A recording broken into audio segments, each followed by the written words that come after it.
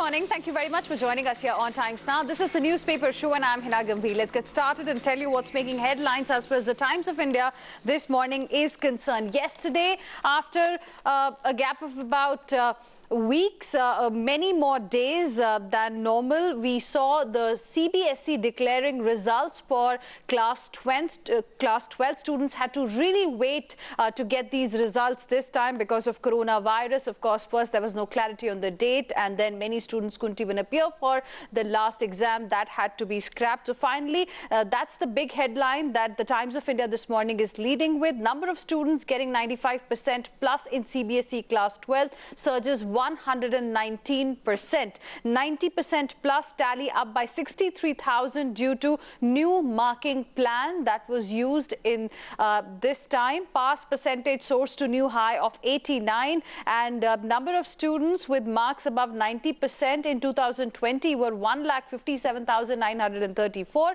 Above 95% were 38,686, and the number was much lesser if you look at 2019. Above 95% were only 17,693. Now it almost doubled in 2020. And Lucknow's Divyanshi Jain scored 100% in humanities stream. She got a perfect 100 in 5 papers and was, according to the new marking plan, awarded 100 in geography, her 6th paper as well, which could not be held. Remember, because of the lockdown that was imposed from March 25th, a lot of exams that were still pending had to be scrapped. And there you have it, a girl from Lucknow scoring 100% in humanities. That's the big story that the Times of India today morning is leading with. Essential repeat replaces fail. The board has replaced the term fail with essential repeat, so the word fail won't figure in the documents that are eventually issued to the candidates. At 98.7, JNV's record highest pass percentage.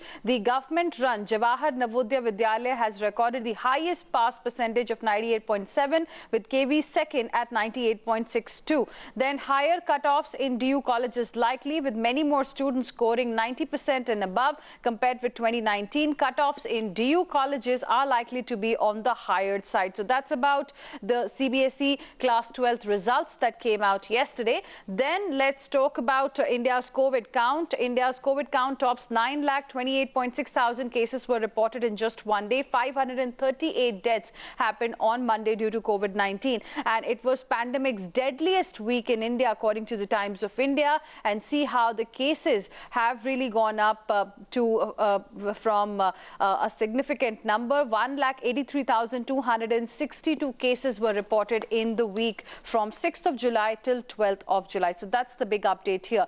There is a update about the Rajasthan political crisis as well. Pilot sticks to guns even as Rahul Priyanka phone. Gehlot holds meeting, moves MLAs to resort. 100 MLAs backing Rajasthan Chief Minister. Congress claims Gehlot government has support of about 109 MLAs, 16 less than it did earlier. Of 107 Congress MLAs, 87 said to have been at the CLP meeting. However, 2 CPM MLAs back Gehlot, so does the lone RJD legislator. And with these, he seems to have support of 100 MLAs in 200-member Rajasthan Assembly. Then Travancore Royals get managerial right over Padmanabha Temple. That's another big story on the front page. The panel will manage the administration. This is what Supreme Court said yesterday. SC no to PIL seeking Amarnath Yatra ban. That's another update. India faces joint Pak-China threat in Indian Ocean. Depsang Pangong on agenda today. India and China will discuss troop disengagement in Depsang and Pangong. So today, this is the 4th military level meeting that will happen. India's Jadhav call expected soon. India is set to take a call on whether or not to seek a review of Indian national Jadhav's sentencing by a Pakistani military court. The May 20 Pakistani ordinance allows India time for a review only up to July 20. So that's something that India is also deciding on.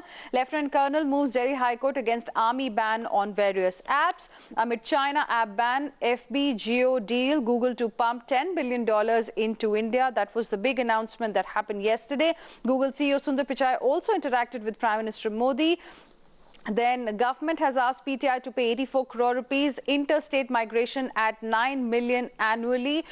Rape threat to a comedian, one has been booked in this particular case. That's another big story here. And Scindia's men get departments of choice in Madhya Pradesh. Government has said that the restaurant bars and pubs can sell expiring beer stock. With no decision yet on the opening of restaurant bars, hotels and clubs in the city, the Delhi government has decided to allow such establishments to sell their stock of beer expiring on July 31 to liquor shops. This is the third time the state has given relief to the owners of about 800 odd establishments. Jaish-e-Mohammed commander has been killed in Jammu and Kashmir. Real Ayodhya in Nepal claims Oli. Stoking a row, Nepali Prime Minister KP Sharma Oli has claimed that India has created a fake Ayodhya and Lord Ram was originally from southern Nepal. That's a statement that he made yesterday.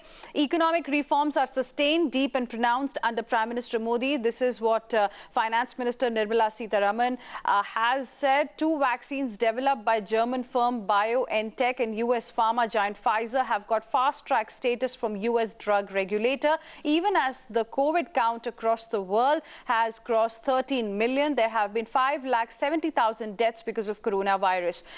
Over 80 millionaires urge governments to tax the super wealthy much more to help fund global recovery from the pandemic. Then Sweden joins Denmark and Holland in pushing the EU to mull countermeasures on China over the new security law in Hong Kong.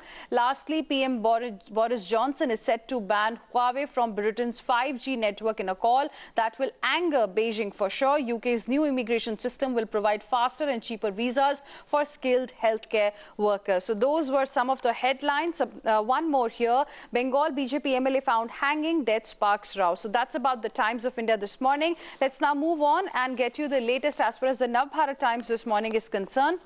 और यहाँ पर भी जो पहली खबर है वो 12th class के बच्चों के जो रिजल्ट आए हैं उसके बारे में है। कोरोना काल में नए टेस्ट से गुजरे 12वीं के नतीजे, सीबीएसई ने नहीं बताए टॉपरों के नाम, कोई फेल भी नहीं हुआ। जो पास नहीं हो सके उनके रिजल्ट में इसेंशियल रिपीट लिखा पाया गया। लड़कियों ने फिर से बाजी मार ली। उसके अलावा गहलोत का राज बचा लेकिन पिक्चर अभी बाकी है। चीफ मिनिस्टर खेमे का दावा है कि बैठक में थे 109 एमएलए और इसी के साथ ही सचिन को मनाने के लिए प्रियंका गांधी समेत 5 नेताओं की एंट्री। गहलोत के पास बहुमत तो एमएलए होटल में क्यों है, ऐसा सचिन पायलट का जो कैंप है उसका कहना है। अमिताभ बच्चन और अभिषेक बच्चन की तबीयत में सुधार, 26 स्टाफ मेंबर का टेस्ट हुआ था और वो नेगेटिव पाए गए। इसके अलावा व्हाट्सएप से प्लाज्मा दिलाने का जो गोरख धंधा है वहां पर 70,000 तक डिमांड किया जा रहा है। ये भी खबर आई है नई दिल्ली से।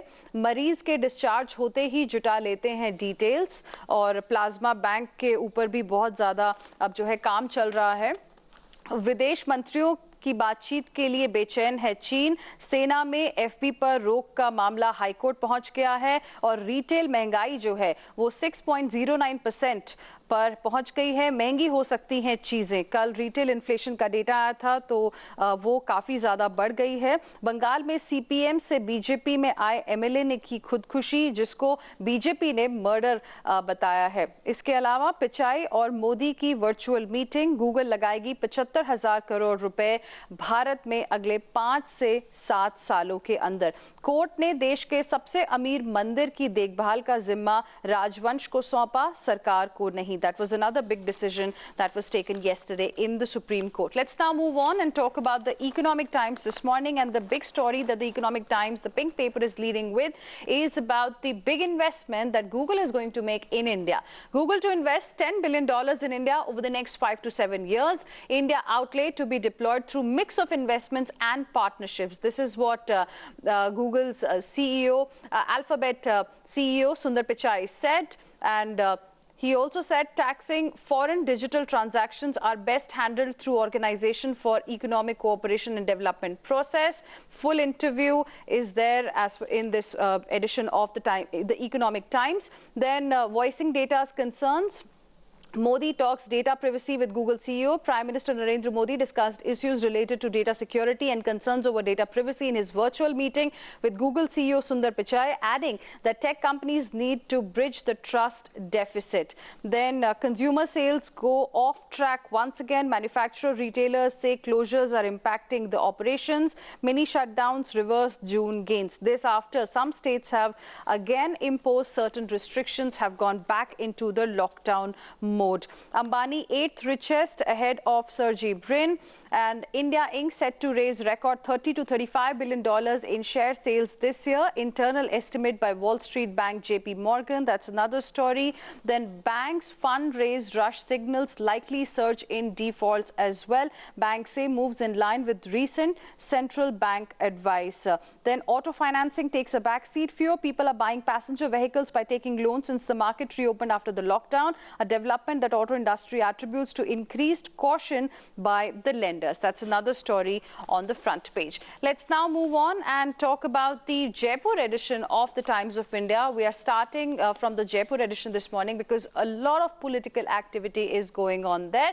Mohit and Sharon joining us on the broadcast. Good morning to both of you. Mohit, to you first. The headline this morning is Pilot sticks to guns even as Rahul Priyanka phone. So clearly efforts, it seems, are being made by the party high command, but Sachin Pilot remains silent. What's the latest that you can share with us?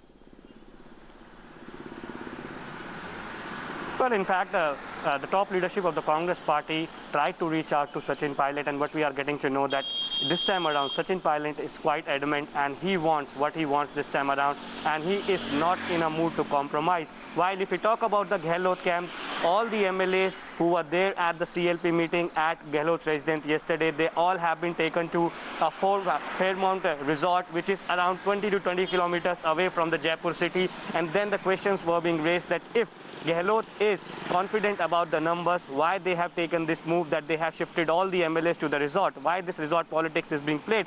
So somehow the Congress party still feels that Sachin Pilot has not opened his card yet, and they are trying to pacify him. But Sachin Pilot has clearly this time around sent a message to the High Command that this time around it's either here or there. This time around he wants that his demands should be fulfilled. Now he has been complaining since a long time to the top leadership that he has not been given due respect in the cabinet.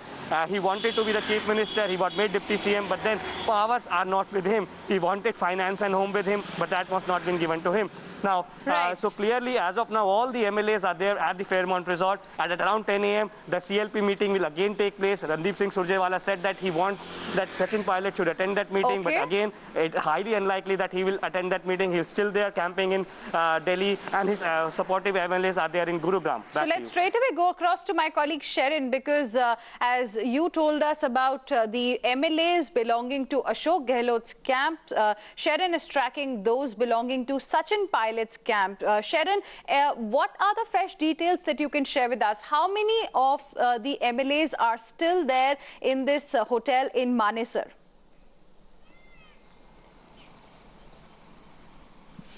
Well, Hina, for the past 2 days, the Sachin Pilot camp has been claiming that they are in total over 30 MLAs that are in fact part of Sachin Pilot camp. But yesterday, in fact, the Sachin Pilot camp released a video of all the MLAs who are staying at the ITC Manesar. They all were sitting at the lawn, and you could see in the video that there are about 17 to 18 MLAs who are in fact seen in this video. This include Harish Meena, this include other MLAs also who are in fact a strong loyalist to Sachin Pilot, and they all have been saying that they are in fact they does want a floor test. They don't want any sort of they are saying that they will continue to be here till the time the issues that has been raised by this camp is not sorted out. On the other hand, they have also raised the objection that why is that in at the CM's residence the MLAs have been gathered. That is not the place. There needs to be a floor test. So clearly a push for floor test is something something that these MLAs who are at the ITC Manesar have been asking for. They have been saying that no Congress leaders or BJP for that matter has approached them. So around 30 of the Sachin Pilot camp claims that there are about 30 MLAs, but yesterday in the video that has been released by the camp, only about 18 MLAs were seen, and they are very adamant that they won't be taking part in the CLP meeting today that is going to be held at 10:30. The 10:30 meeting is very crucial because this is once again a chance that has been given to Sachin Pilot and his supporter MLAs to be part of this meeting. So we have to wait whether they will change their mind and be part of the CLP meeting or not.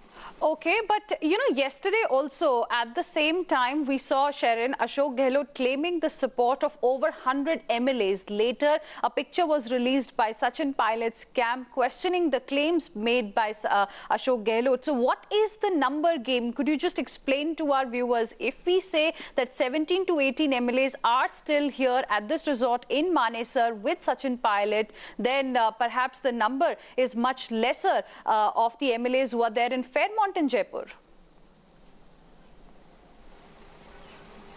Well, Hina, at the moment it is claim versus claim. The Sachin Pilot camp has been claiming that there are about 30 MLAs, but yesterday in the video we saw about 18 MLAs, and these are the same MLAs who are missing from the CLP meeting that held in Jaipur yesterday. And Ashok Gehlot has in fact shown show of strength yesterday by bringing in all the MLAs. They claim that they had about 109 MLAs. In writing, they have the support of 109 MLAs, but this camp claims that it can't be more than 90. It has to be around 90 is the number that the Sachin Pilot camp has been claiming. So of course there is a claim versus claim that is happening at this moment.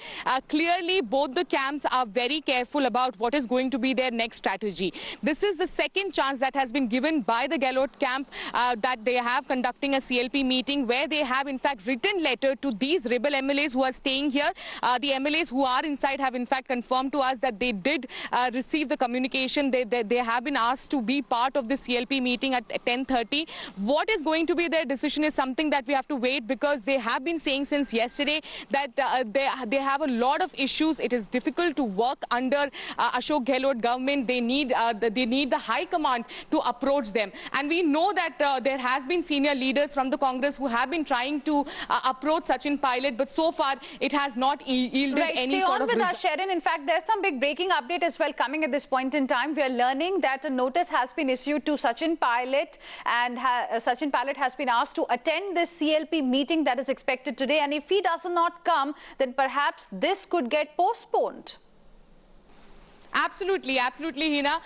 This is the second chance that has been given to the Sachin Pilot camp. Remember, yesterday when at about 10:30 the CLP meeting, which got postponed to the afternoon, there were about the Ashok Gehlot camp has been claiming there has been 109 MLAs, and these 18 MLAs who are in fact staying at the ITC were not part of it. So a communication and notice has been sent to Sachin Pilot along with these MLAs to be part of the meeting, but we know that they are in fact right now inside the ITC Manesar. They have in fact released a video of them sitting at the lawn. About 18 of them were seen in the video. So clearly, even if they start from here now, they won't be able to make it. But and they have been in fact been saying that they don't want to be part of this meeting. They have been pushing for a floor test. They want that. They have been saying that Chief Minister's place or a CLP meeting is not the place to show the number of MLAs that you have. There needs to be a floor test, is what the Sachin Pilot camp has been demanding now. All right. Thank you very much, Sharon, for the moment, for joining us with all of those details. Let's now move on and talk about the Delhi edition of the Times of India this morning. My colleague Sneha joining us on the broadcast for more on this. Sneha, good morning. The big news is that the High Court has extended all interim orders till August 31st. What does this really mean? Well, yes, in view of the COVID-19 pandemic, the Delhi High Court has has extended all the interim orders in both civil and the criminal side for August 31st. Well, as we know that because of the pandemic, because of the lockdown, the court as of now is functioning on a virtual platform. There were several various interim orders that were passed by the Delhi High Court in both civil and criminal cases, which were first extended on March 25th and now have been further extended till August 31st. The decision was taken as a suo moto by the Delhi High Court in a suo moto petition by the Delhi High Court, which was taken up earlier during the initial days of the lockdown, and it was a three-judge bench of the Delhi High Court, which was headed by Chief Justice D.N. Patel. At the same time, during the hearing, the court informed that in the first camp of COVID-19 test that took place for the Delhi High Court staff, 4 to 5 staff members of Delhi High Court have tested positive. However, all of them are asymptomatic. Well, because all the Thank you very much, Sneha, for the moment for joining us with all of those details. Let's now move on to the Mumbai edition of the Times of India this morning. Arunil, my colleague, is joining us on the broadcast for more on this. Arunil, good morning. The big news is that the state of Maharashtra and Mumbai city have reported lowest increase in cases in last 6 days. So some positive news emerging from Maharashtra as well. Tests have gone up from 4,000 to 6,800 per day. Cases are down from 1,400 to 1,200 per day. That's what BMC has reported. Experts roped in as Mumbai cops aged above 55 still dying of COVID-19. But some bit of positive news coming from Mumbai, Arunil. Well, that is right, Hina. 6,498 cases recorded from the state of Maharashtra. Basically, this is the lowest in the last 6 days at least. In Mumbai as well, around 1,150 cases were recorded. This is also one of the lowest in the last 1 week. So some positive news coming up. But if we look at Maharashtra's total number of cases, Hina, that is more than 260,000 cases. So if at all Maharashtra was a country, it would have ranked 11th in the world. So such is the magnitude of the coronavirus pandemic in the state of Maharashtra. In fact, the BMC commissioner yesterday made an interesting statement saying that, yes, a lockdown has been imposed across different cities in Maharashtra, be it Pune, be it Thane, be it Kalyan, Dombivli, Mira, Bhayandar. But what the BMC commissioner said is like, there is no need to impose lockdown in the city of Mumbai because we are basically getting only 200 people every day admitted to hospitals. And he also mentioned about it, saying that most number of cases are from the Thane and the periphery of Mumbai region. So in main Mumbai, the cases have reduced significantly. Right. Now, thank you very much, Arunil, for the moment for joining us with all of those details. Let's now move on and talk about what's making headlines around the world. And here, 17 states sue US government over student visa row. That's the big story. Lawsuit calls move senseless and it seeks restraining order as well. 17 states and the District of Columbia filed a lawsuit on Monday against the Trump administration's plan to strip international students of their visas if all of their classes move online due to coronavirus, joining more than 200 universities that have also gone to the courts on this particular issue.